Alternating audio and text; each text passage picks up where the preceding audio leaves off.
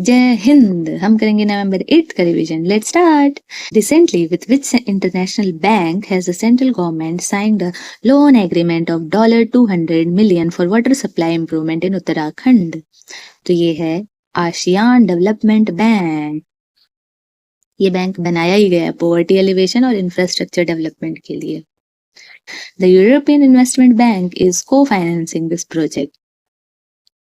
ASEAN Development Bank is committed to achieve a prosperous, inclusive, resilient, and sustainable Asia and the Pacific, while sustaining its effort to eradicate extreme poverty. तो infrastructure development और extreme poverty को eradicate करना ये इसका main aim है। कब establish हुआ था ADB? 1966 में। It is owned by 69 members, 49 from the region, और अभी इसमें recent एडिशन है इजराइल का। इसमें सबसे हाईएस्ट शेयर है जापान का, फिर सेकंड नंबर पे अमेरिका, फिर चाइना, फिर इंडिया, फिर ऑस्ट्रेलिया के शेयर्स हैं, और शेयर के बेसिस पे ही इसमें वोटिंग राइट्स भी है। ये जो वर्ल्ड बैंक है उसका एज अ सब्स्टिट्यूट देखा जाता है। What percent has the direct tax GDP ratio reached in the financial year 24? तो ये है 6.64%। ये बैंक में पूछ लिया जाता है बैंकिंग के एग्जाम्स में। The world is moving toward 3.1 warming from pre-industrial times, which is dashed target of Paris Agreement 2015. तो ये doubled है 2 times. The Paris Agreement is a legally binding international treaty. तो Paris Agreement तो सबसे पहले कैसा है? Legally binding है। On climate change, जिससे अभी डोनाल्ड ट्रम्प बोलते हैं कि हम बाहर निकल जाएंगे। It was adopted by 196 parties at the United Nations Climate Change Conference 21 in Paris, France on 12 December 2015. It entered into force on November 2016. इससे अभी ब्राजील एग्जिट हो गया है क्योंकि जो कंट्रीज इसमें हैं उनको वर्क करना पड़ेगा। किसके लिए? अपने यहाँ जो कार्बन डाइऑक्साइड एलिमिनेशन है, मतलब नेट न्यूट्रल करने के लिए वर्क करना पड़ेगा। Its overreaching goal is to hold the increase of the global average temperature to well below 2 degrees centigrade above pre-industrial level. Pre-industrial क्या है? तो जब इंडस्ट्री सेटअप नहीं हुई थी उससे पहले का जो टेम्परेचर था उसको मेंटेन करके रखना है। And pursue effort to limit the temperature increase to 1.5 degree above pre-industrial level. Next, India's defense export have increased by how many times in the last 10 years? तो हमने increase कर लिया है 30 times, 30 times, double. We are advancing in manufacturing its body, avionics and other components. इसमें तो हम बहुत अच्छे हैं, लेकिन हम अभी भी challenges face कर रहे हैं। किसमें? In producing critical technologies like engines and propulsion system. India mostly space technology के लिए इंडिजिनियस टेक्नोलॉजी पे डिपेंड रहता है, क्योंकि ऐसे बहुत सारे इंसिडेंट हुए हिस्ट्री में इस रीजन की वजह से। Recently, which bank has launched India's first real-time tracking for international money transfer? तो ये लॉन्च किया है IDFC फर्स्ट बैंक ने। The RBI permits resident individual to send money abroad under the liberalized remittances scheme. किस के लिए? For the purpose like maintenance of close relatives, gifts, education, medical and investment in property equity, इसके लिए। Under the liberalized remittances scheme, full form मुझे याद नहीं था। Liberalised remittances scheme, a resident Indian is allowed to remit up to कितना? तो $2.5 लाख पर financial year इतना भेजा जा सकता है।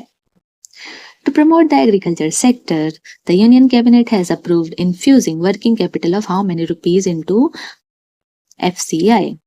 Food Corporation of India, FCI, तो 10,700 crores का। The Food Corporation of India, a key institution in ensuring national food security, plays a crucial role in procuring food grains and MSP, maintaining the stock, distributing grains across the country. तो ये सारे काम कौन देखता है? Food corporation of India ही देखता है। Recently, the Union Cabinet has approved the Prime Minister Vidya Lakshmi scheme to promote higher education. इसमें कैसा कैसा लोन है? तो सबसे पहले तो जो मेरिटोरियस स्टूडेंट्स हैं, उनको फाइनेंशियल चैलेंजेस ना फेस करना पड़े, उसके लिए है ये स्कीम। इसमें collateral and guarantor free loans दिया जाएगा। गारंटर मिलना बहुत मुश्किल होता है, लाइक कोई साइन ही नहीं करना चाहता है, ऐसा लोन रहता है तो। Subsidy on interest rates, credit guarantee for loan default, तो ये उसमें कुछ फीचर्स हैं। How many times a year is the Indian Navy flagship initiative महासागर organize? तो ये है 2 times किया जाता है। Maritime head for active security and growth for all in the region, महासागर की फुल फॉर्म है ये। Maritime head for active security and growth for all in the region. The initiative started by the Indian Navy is conducted biannually, एक साल में 2 बार। At present, what percent of children aged 6 to 23 months in India do not get the nutritious food recommended by World Health Organization? 77% बच्चों को अभी भी नहीं मिलता। Where does India rank among the countries that work the most? सबसे ज्यादा काम करते हैं हम, उसमें हम कौन से नंबर पे? तो हम 13th पोजीशन पे टॉक्सिक वर्क कल्चर की तरफ बढ़ते हुए। और वो कंट्रीज जहाँ पे सबसे कम वर्किंग आवर्स है वो ये हैं: Vanuatu, Kiribati, Micronesia, Rwanda, Somalia, Netherland. हाँ, नीदरलैंड तो हेवन है ह्यूमन राइट्स के लिए। इराक में भी वालिस एंड फुटूना, ये भी एक कंट्री है। इथोपिया, कनाडा, तो ये टॉप 10 कंट्रीज है जहाँ पे सबसे लीस्ट वर्किंग आवर्स है, मतलब यहाँ पे वर्क लाइफ बैलेंस अच्छा है। Recently, 10 elephants have died in Bandhavgarh national park of which state? तो बांधवगढ़ है मध्य प्रदेश में। टेकिंग सुओमोटो, सुओमोटो का मतलब होता है खुद ही न्यूज में आया, खुद ही उसके बारे में जाना और खुद ही एक्शन लिया बिना किसी के कंप्लेंट पे, ठीक है। तो किसने किया है? नेशनल ग्रीन ट्रिब्यूनल ने। किसको? तो जो मध्य प्रदेश की बांधवगढ़ टाइगर रिजर्व है, उनको क्या किया? संज्ञान लिया कि जांच करो ये क्या है। और किस एक्ट से? तो forest conservation act 1980 and the environment protection act 1986 इस लॉ का यूज किया गया है। According to industry report, India's cosmetic market will be worth how many $billion in 2023? तो ये $8.1 billion हो जाएगा।